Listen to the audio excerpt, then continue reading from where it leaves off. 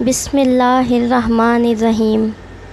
شروع کرتی ہوں اللہ کے نام سے جو بڑا مہربان اور نہایت رحم کرنے والا ہے۔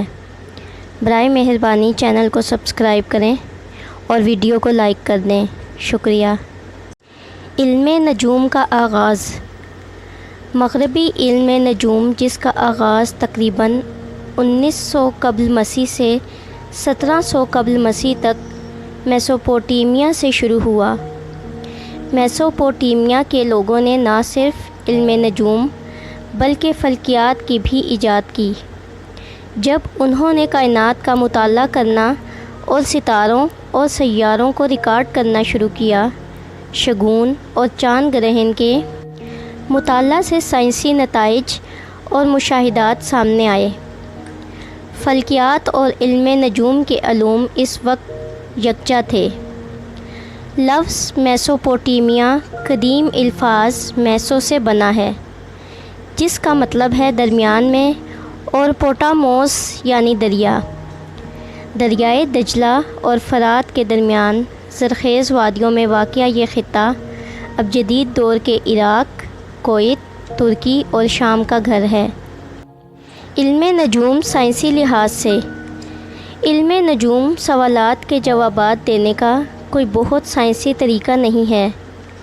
اگرچہ نجومی فطری دنیا کی وضاحت کرنا چاہتے ہیں، لیکن وہ عام طور پر اس بات کا تنقیدی جائزہ لینے کی کوشش نہیں کرتے کہ آیا یہ وضاحتیں درست ہیں، اور یہ سائنس کا ایک اہم حصہ ہے۔ کسی بھی تحقیق سے یہ ثابت نہیں ہوا کہ علم نجوم کی نشانیاں کسی شخص کے مزاج، رویے یا شخصیت پر صحیح معنوں میں درست ہیں۔ علم نجوم اسلامی لحاظ سے۔ نجم عربی زبان کا لفظ ہے جس کے معنی ستارے ہیں۔ علم نجوم یعنی ستاروں کا علم۔ اگرچہ علم نجوم عام طور پر اسلام میں جائز نہیں ہے، لیکن ابتدائی مسلمانوں نے مکہ کی سمت، رمضان کے روزے کے اوقات اور ہر مہینے کے آغاز اور اختتام جیسی اہم چیزوں کا تعین کرنے کے لیے سورج اور چاند پر انحصار کیا۔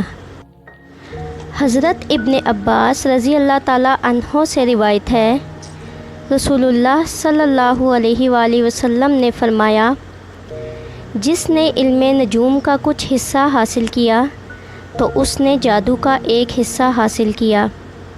اس حساب سے جتنا علم نجوم زیادہ سیکھا تو اس نے اتنا ہی جادو کا علم زیادہ سیکھا۔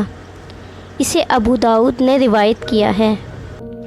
قتادہ رضی اللہ تعالیٰ عنہ سے روایت ہے کہ نبی کریم صلی اللہ علیہ وآلہ وسلم نے فرمایا، اللہ تعالیٰ نے ستاروں کو 3 مقاصد کے لیے پیدا فرمایا: آسمان کی زینت، شیطان کی پیٹھ یعنی پشت پر لگنے کے لیے، راہگیر کو راستہ تلاش کرنے میں مدد دینے کے لیے۔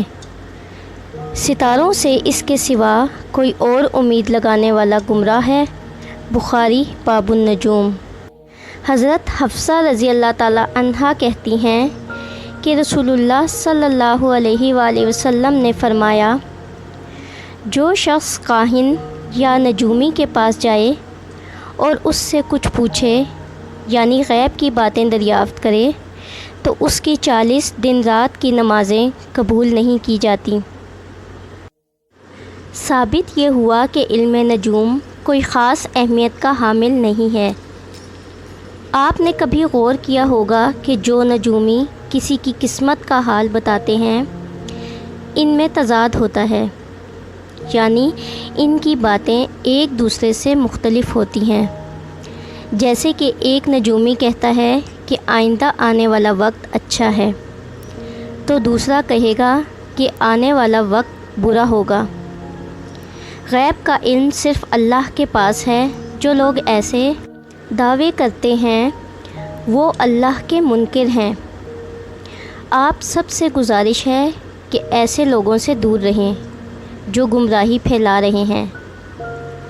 اگر آپ کو میری کاوش پسند آئی تو میری حوصلہ افزائی کے لیے چینل کو سبسکرائب کر دیں اور ویڈیو کو لائک کر دیں، شکریہ۔